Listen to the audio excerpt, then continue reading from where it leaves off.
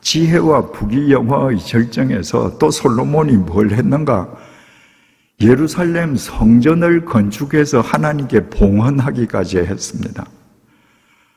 본래는 그 아버지 다윗이 하고 싶었는데 하나님께서 다윗아, 너는 군인이어서 네 손에 피를 많이 묻혔으니까 네가 짓는 성전은 내가 못 받겠다. 네 아들 솔로몬이 성전을 지어서 내한테 바칠 거야. 하나님으로부터 성전을 지을 사람으로 간택받은 사람이 솔로몬이에요. 이 솔로몬이 예루살렘 성전을 건축하고 하나님께 봉헌한 뒤에 하나님께서 솔로몬에게 나타나셔서 이렇게 말씀하셨습니다. 오늘의 본문입니다. 열왕기상 9장 4절에서 9절 4절입니다. 내가 만일 내 아버지 다윗이 행함같이 마음을 온전히 하고 바르게 하여 내 앞에 행하며 내가 네게 명령한 대로 온갖 일에 순종하여 내 법도와 율례를 지키면 네 아비 다윗처럼 온전히 행하고 모든 법도와 율례를 계속 지키면 무슨 말이에요? 네가 앞으로도 지금처럼 나를 존중히 여기는 삶을 지속적으로 살아가면 이 말씀이에요. 5절 내가 내 아버지 다윗에게 말하기를 이스라엘의 왕위에 오를 사람이 내게서 끊어지지 아니하리라 한 대로 내 이스라엘의 왕위를 영원히 견고하게 하리라 하시니라. 네가 나를 존중히 여기는 삶을 중단하지 않고 계속하면 네 왕위가 영원히 끊어지지 않도록 나도 계속 너를 존중히 여겨줄게. 7절, 6절 만일 너희나 너희의 자손이 아주 돌아서서 나를 따르지 아니하며 내가 너희 앞에 둔 나의 계명과 법도를 지키지 아니하고 가서 다른 신을 섬겨 그것을 경배하면 행여라도 너희들이 나를 멸시하면 7절 내가 이스라엘을 내가 그들에게 준 땅에서 끊어버릴 것이요 내 이름을 위하여 내가 거룩하게 구별한 이 성전이라도 내 앞에서 던져버리리니 이스라엘은 모든 민족 가운데에서 속담거리와 이야기거리가 될 것이며 네가 행여라도 나를 멸시하면 나도 너를 경멸할 거야. 네가 지금 이렇게 예루살렘 성전을 멋지게 지어서 내게 봉헌했다 할지라도 네가 나를 멸시하면 내 이 성전 던져버릴 거야. 그래서 너는 세상 사람들 사이에서 우스갯거리가 될 거야. 8절에서 9절 이 성전이 높을지라도 지나가는 자마다 놀리며 비웃어 이르되 여호와께서 무슨 까닭으로 이 땅과 이 성전에 이같이 행하셨는고 하면 대답하기를 그들이 그들의 조상들을 애굽 땅에서 인도하여 내신 그들의 하나님 여호와를 버리고 다른 신을 따라가서 그를 경배하여 섬김으로 여호와께서 이 모든 재앙을 그들에게 내리심이라 하리라 하셨더라. 내가 예루살렘 성전을 던져버려서 박살이 나고 나면 지나가는 사람들이 보면서 다 의아해하며 아니 왜 사람들이 그렇게 지성으로 봉헌한 예루살렘 성전을 하나님께서 이렇게 박살을 내셨는가 하고 물으면 애굽에서 그들을 인도하여 내신 이스라엘 백성들이 하나님을 멸시했기 때문에 하나님께서 그들을 경멸하신 까닭이라고 대답하라. 이 말씀입니다. 그러니까 이게 무슨 뜻이에요? 지혜와 부귀영화의 절정에 지금 처해 있는 솔로몬에게 너는 어떤 경우에도 영적으로 타락하지 마라.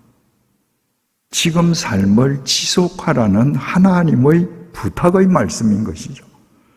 그런데 이 인생의 절정에서 솔로몬이 하나님을 등집니다. 하나님을 멸시합니다. 솔로몬이 어떻게 하나님을 멸시했는가? 열왕기상 11장에 잘 기록이 되어 있습니다. 열왕기상 11장 1절에서 2절입니다.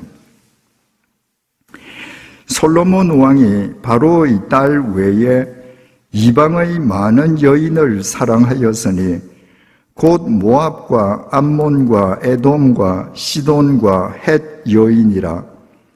여호와께서 일찍이 이 여러 백성에 대하여 이스라엘 자손에게 말씀하시기를 너희는 그들과 서로 통혼하지 말며 그들도 너희와 서로 통혼하게 하지 말라. 그들이 반드시 너희의 마음을 돌려 그들의 신들을 따르게 하리라 하였으니 하였으나 솔로몬이 그들을 사랑하였더라. 하나님께서는 이방 여인을 사랑하지 말라고 음금하셨습니다. 여기에도 많은 교우님들이 앉아 계십니다마는 주로 남자가 여자의 신앙을 따라갑니다. 여자가 남자의 신앙을 따르는 경우는 극히 드뭅니다. 하나님께서 이방 여인을 사랑하지 말라고 하신 것이 이방 여인을 사랑해서 영혼도 마음도 뺏겨버리면 하나님을 사랑하는 믿음을 상실한다는 거예요. 그런데 하나님을 존중히 여기는 것은 하나님의 말씀을 존중히 여기는 것이고 하나님을 멸시하는 것은 하나님의 말씀을 멸시하는 것이라고 했는데 솔로몬이 하나님의 말씀을 멸시했습니다. 하나님의 말씀을 멸시하고 이방 여인들을 사랑했습니다. 3절입니다. 왕은 후궁이 700명이요 첩이 300명이라 그의 여인들이 왕의 마음을 돌아서게 하였더라. 솔로몬 왕은 후궁이 700명, 첩이 300명, 도합 1000명의 여자를 거느렸는데요. 창세기부터 요한계시록에 이르기까지 솔로몬처럼 여색에 빠져 산 인간은 솔로몬이 유일합니다. 이렇게 1000명의 여자들에게 빠져 살면 그 영혼이 남아납니까? 하나님을 존중히 여기던 그 신앙심이 홀이라도 남겠습니까? 4절부터 5절 솔로몬의 나이가 많을 때에 그의 여인들이 그의 마음을 돌려 다른 신들을 따르게 하였으므로 왕의 마음이 그의 아버지 다윗의 마음과 같지 아니하여 그의 하나님 여호와 앞에 온전하지 못하였으니 시돈 사람의 여신 아스타롯을 따르고 암몬 사람의 가정한 밀곰을 따름이니라. 하나님의 말씀을 멸시하면서 솔로몬이 늙어버렸습니다. 본능만 남는 거죠. 그러니까 이방 여인들, 후궁들이 가지고 온 그 이방신 우상을 그 후궁들 따라서 믿는 겁니다. 7절에서 8절입니다. 모압의 가정한 그모스를 위하여 예루살렘 앞 산에 산당을 지었고 또 암몬 자손의 가정한 몰록을 위하여 그와 같이 하였으며 몰록의 산당도 지어줬다는 거죠. 그가 또 그 이방 여인들을 위하여 다 그와 같이 한지라 그들이 자기들의 신들에게 분향하며 제사하였더라. 여러분, 예루살렘은 어떤 도시입니까? 솔로몬이 하나님의 간택을 받고 심혈을 기울여서 예루살렘 성전을 지은 도시입니다. 그래서 우리가 성도, 거룩한 도시라고 부르지 않습니까? 자기가 예루살렘 성전을 지은 그 성도 앞산에 자기 후궁들이 섬기는 신들을 위한 신당들을 지어줬습니다. 예루살렘 성전이 있는데 그 성전 맞은편 산은 이방 신들의 집합소가 되었습니다. 하나님을 멸시해도 이보다 더 멸시할 수 있겠습니까? 지혜와 부귀영화의 정점에서 솔로몬은 이처럼 공공연하게 노골적으로 하나님을 멸시했습니다. 열왕기상 11장 9절입니다. 솔로몬이 마음을 돌려 이스라엘의 하나님 여호와를 떠남으로 여호와께서 그에게 진노하시니라. 당연하죠. 하나님을 멸시하는 솔로몬을 아직까지 하나님이 경멸하시지는 않습니다. 진노만 하십니다. 기회를 주시는 거죠.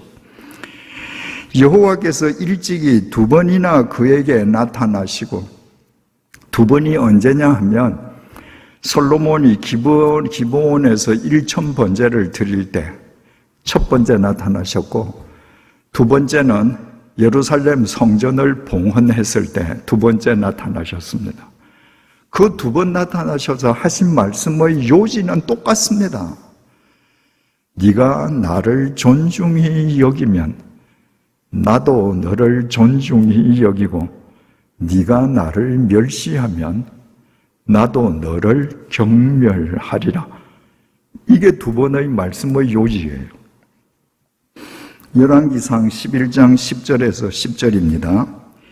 이 일에 대하여, 이 일이란 솔로몬이 처첩을 1000명을 두고 후궁들의 신들을 위해서 신당을 예루살렘 앞산에 짓고 영적으로 타락하고 하나님을 멸시하는 이 일에 대하여 명령하사 다른 신을 따르지 말라 하셨으나 그가 여호와의 명령을 지키지 않았으므로 여호와께서 솔로몬에게 말씀하시되 내게 이러한 일이 있었고 또 내가 내 언약과 내가 네게 명령한 법도를 지키지 아니하였으니 내가 반드시 이 나라를 네게서 빼앗아 내 신하에게 주리라.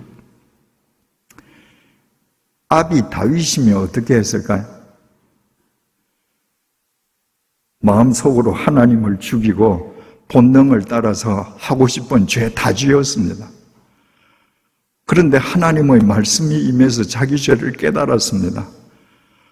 그러면 아비 다윗은 통렬하게 회개하는 마음으로 하나님께 두 손 들고 굴복했을 겁니다. 그 아비는 그랬는데 그 아들 솔로몬은 하나님께서 최후의 통첩을 보내십니다. 네가 지금 나를 멸시하지?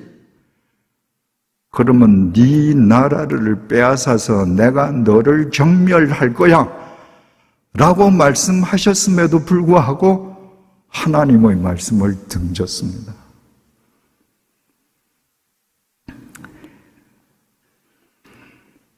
이렇게 하나님을 멸시하는 솔로몬을 그럼 하나님께서는 어떻게 경멸하셨는가?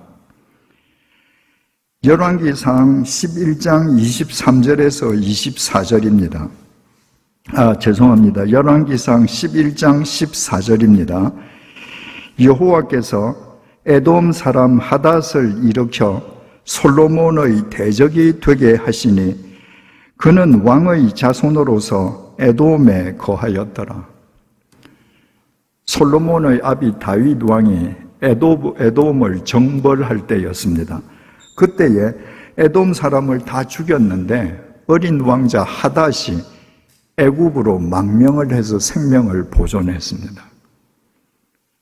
하나님께서 그 하닷을 애굽에서 불러서 에돔으로 다시 가게 하시고 자기 백성들을 불러 모아서 솔로몬에게 대적하게 하셨습니다. 나라가 찢어지기 시작하는 겁니다. 열왕기상 11장 23절 24절입니다. 하나님이 또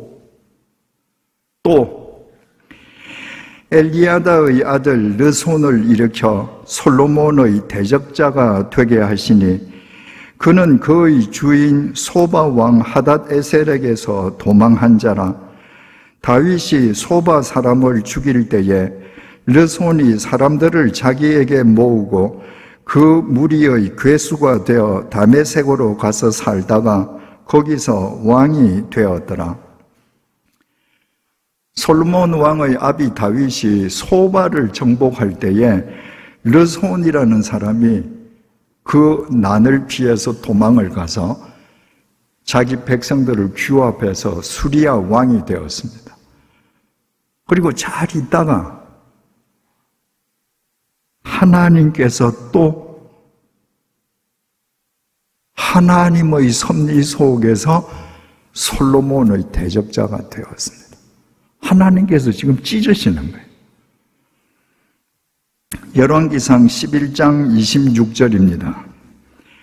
솔로몬의 신하 느밧의 아들 여로보암이 또한 손을 들어 왕을 대적하였으니 그는 에브라임